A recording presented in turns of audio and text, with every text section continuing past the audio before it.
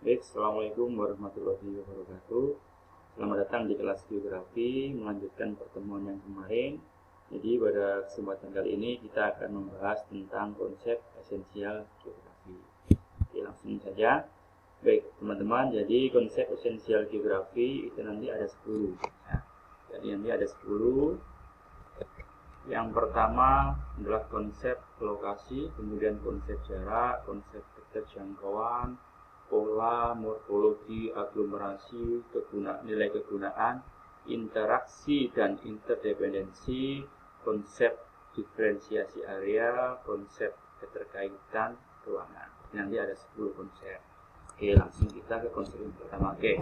Jadi di sini ada konsep lokasi. Apa itu lokasi? Jadi lokasi itu adalah suatu tempat atau suatu letak, itu namanya adalah konsep lokasi ya. Jadi di sini nanti saya tidak menjelaskan tentang deskripsi konsep lokasi apa, tapi nanti langsung saya jelaskan tentang kata kuncinya langsung. Jadi konsep lokasi nanti berkaitan dengan letak atau posisi seperti itu. Nah, di konsep lokasi ini nanti ada dua, itu adalah lokasi absolut dan lokasi yang relatif. Nah, kalau lokasi yang absolut itu nanti berdasarkan koordinat. Jadi berdasarkan koordinat itu nanti ada lokasi yang absolut.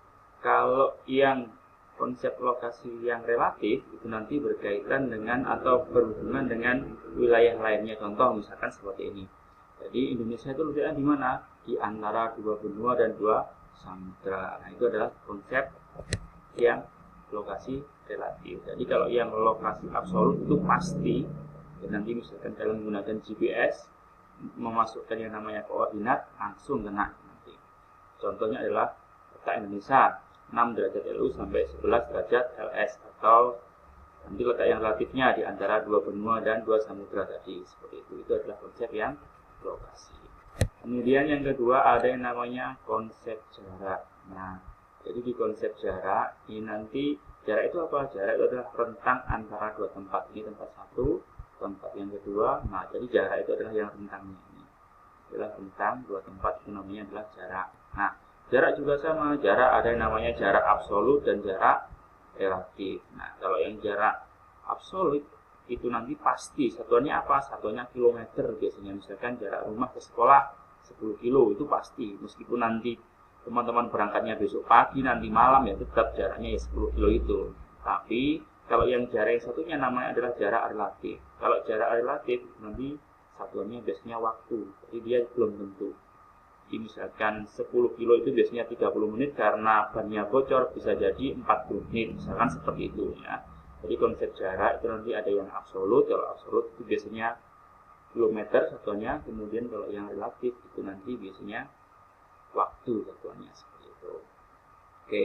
Kemudian ada yang namanya konsep keterjangkauan. Nah, konsep keterjangkauan itu nanti berhubungan dengan mudah tidaknya suatu daerah untuk dijangkau. Nah, di konsep keterjangkauan ini ya, jadi ada beberapa hal yang dipertimbangkan. Yang pertama adalah satu tentang jarak, dua tentang biaya, yang ketiga tentang waktu. Nah, misalkan kalau sekolahmu ke rumah itu nanti mudah dijangkau atau tidak, itu biasanya dilihat berdasarkan aksesibilitasnya mudah, jalannya mudah, secara pricenya juga mudah. Tapi kalau nanti rumahmu di pegunungan, kemudian sekolahmu di kota, nah nanti kan butuh waktu yang lama, itu biasanya sulit atau tidak mudah untuk dijangkau, seperti itu ya. Jadi nanti ada yang mudah dijangkau, susah dijangkau, dan mudah dijangkau, seperti itu. Oke, kemudian ada yang namanya konsep pola. Nah, pola itu apa? Pola itu adalah yang berkaitan dengan bentuk interaksi antara manusia dengan lingkungannya atau dengan alam. Itu namanya adalah konsep pola. Sekali lagi, yang namanya konsep pola itu adalah bentuk interaksi manusia dengan lingkungannya atau dengan alam. Nah, yang pertama adalah yang memusat nanti. Biasanya pola memusat itu nanti berada di dataran rendah. Karena apa? Dataran rendah itu subur. Makanya nanti pertanian itu berada di dataran rendah seperti ini. Kemudian ada yang konsepnya memanjang. Kalau memanjang nanti biasanya di perkotaan itu di jalan kanan kiri itu nanti ada pertokoan, ada rumah. Jadi konsepnya memanjang. Kemudian ada yang membesar seperti ini ya. Nanti di kota-kota besar itu seperti ini. Oke, next. Kemudian ada yang namanya konsep morfologi. Apa konsep morfologi? Jadi yang namanya konsep morfologi itu nanti berkaitan dengan bentuk muka buminya. Jadi muka bumi seperti ini, ada gunung, ada sungai, ada lembah, dan lain sebagainya. Itu adalah konsep morfologi. Nah, kemudian ada yang namanya konsep aglomerasi. Oke. Jadi konsep aglomerasi nanti berhubungan dengan pengelompokan, misalkan berdasarkan sama-sama di pemukiman kumuh, misalkan, atau mungkin berdasarkan tempat asal, misalkan suku Madura ini mengelompok jadi satu seperti itu, atau mungkin mengelompokkan industri-industri seperti ini. Nah, jadi konsep aglomerasi itu nanti tentang pengelompokan. Nah, kemudian ada yang namanya konsep nilai kegunaan. Oke, jadi di konsep nilai kegunaan itu nanti suatu wilayah itu mempunyai nilai yang berguna untuk apa? Nah, seperti itu misalkan. Contoh misalkan RTH, kalau RTH nanti biasanya digunakan untuk olahraga, gitu. Kemudian ada lagi nanti biasanya digunakan untuk refreshing, jalan-jalan, nongkrong, itu adalah RTH. Kalau di sini nanti misalkan ini di pesisir, nah nilai kegunaannya apa? Sebagai mata pencaharian dari penduduk sekitar yang bekerja sebagai nelayan, seperti itu ya. Nanti masih banyak contoh lainnya.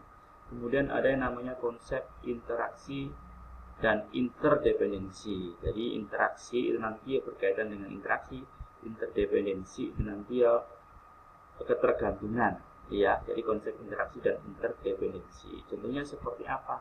Contohnya nanti misalkan kota A butuh beras dari kota B. Nah, kota B itu butuh misalkan gula dari kota A. Jadi kedua kota A dan kota B nanti saling berinteraksi dan saling ketergantungan karena kota A nanti butuh dari B, B butuh dari A. Nah, gitu. Next. Nah, ini kemudian ada yang namanya konsep keterkaitan antar ruang. Jadi keterkaitan antar ruang itu nanti melibatkan hubungan. Jadi terdapat yang namanya hubungan keterkaitan. Nah, jadi nanti misalkan nanti kebakaran itu karena apa ya? Misalkan seperti itu. Oh, nanti berakibat bagaimana ya? Nah, seperti ini. Jadi nanti konsep keterkaitan antar ruang itu nanti berkaitan dengan hubungan. Gitu. Kemudian ada yang namanya konsep diferensiasi area. Nah, konsep diferensiasi area itu artinya adalah perbedaan area. Different itu artinya adalah berbeda, ya, berbeda. Jadi nanti ada dua wilayah yang dicirikan dengan ciri khusus. Misalkan di desa nanti ada gunung, ada sungai, ada sawah dan sebagainya. Kalau di perkotaan nanti ada bangunannya aja beda, ya. Surplusnya pun beda juga seperti itu. Kemudian, kita sudah membahas tentang 10 konsep mulai dari awal tadi sampai dengan konsep diferensiasi area. Nah, ini ada yang namanya latihan soal. Coba kita melatih kita untuk mengerjakan soal. Nah, seperti biasa, ketika kita mengerjakan soal, hal yang perlu kita kuasai adalah yang pertama adalah konsep dasar. Kemudian yang kedua adalah dibaca soalnya. Yang ketiga, dicari kata kuncinya. Seperti itu. Oke, nomor 1. Di Jakarta, kita mengenal adanya Kampung Ambon dan Kampung Melayu. Penamaan wilayah semacam ini juga terjadi di daerah lain. Jika ditelusuri asal mulanya, proses kejadian sesuai dengan konsep dasar geografi yaitu jadi di Jakarta itu nanti ada Kampung Ambon, ada Kampung Melayu. Nah, penamaannya nanti adalah terjadi di daerah lain juga sama. Nanti di daerah X misalkan ditemukan Kampung Ambon, Kampung Melayu. Nah, ternyata setelah ditelusuri asal mulanya, proses kejadian sesuai dengan konsep dasar itu adalah kata kuncinya yang mana? Jadi kata kuncinya nanti berhubungan dengan yang Kampung Ambon dan Kampung Melayu. Nah, ini berdasarkan apa? Berdasarkan kesamaan tempat tinggal nanti seperti itu. Keterjangkauan bukan, nilai kegunaan bukan, pola bukan. Jadi jawabannya mana? Aglomerasi. Jadi ternyata Kampung Ambon itu yang ada di dalamnya ya orang Ambon-Ambon. Kampung Melayu nanti ya sama seperti itu. Nanti misalkan suku Madura Kampung Jawa, misalkan ini Jawa, kalau Madura ya Madura. Jadi berdasarkan suku atau rasnya nanti dia tinggal. Berarti jawabannya adalah aglomerasi. Kemudian yang kedua, bentuk muka bumi yang sering kita jumpai berupa daratan, gunung, pegunungan, dan pantai yang merupakan hasil pembentukan tenaga endogen. Jadi tenaga endogen itu adalah tenaga yang berasal dari dalam bumi, dan eksogen yang berasal dari luar bumi. Konsep geografi yang berkaitan dengan hal itu adalah, kita cari kata kuncinya. Jadi kata kuncinya itu apa? Bentuk muka bumi berupa daratan, gunung, dan pegunungan. Nah, kalau berbicara tentang bentuk muka, jadi konsepnya adalah konsep morfologi. Jadi morfologi berkaitan dengan bentuk muka buminya. Makanya nanti ada mata kuliah, misalkan dalam kuliah geografi nanti ada yang namanya geomorfologi. Nah, nanti membahas tentang bentuk muka buminya. Jawabannya yang E. Kemudian ini soal nomor 3. Buah naga untuk kota Malang didatangkan dari Banyuwangi. Jadi kita tahu bahwa di Banyuwangi itu penghasil buah naga.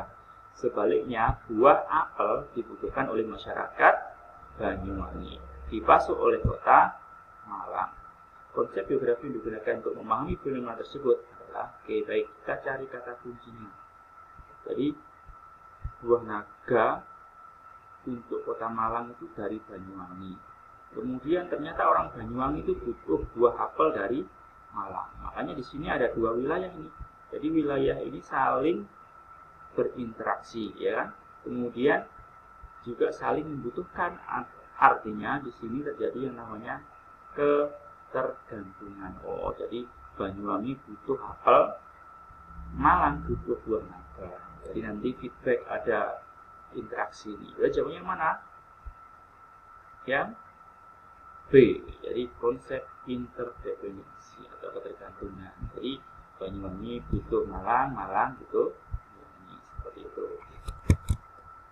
Baik, sekian dulu video yang bisa saya bahas di pertemuan ketiga ini. Semoga bermanfaat. Sekian, terima kasih. Assalamualaikum warahmatullahi wabarakatuh.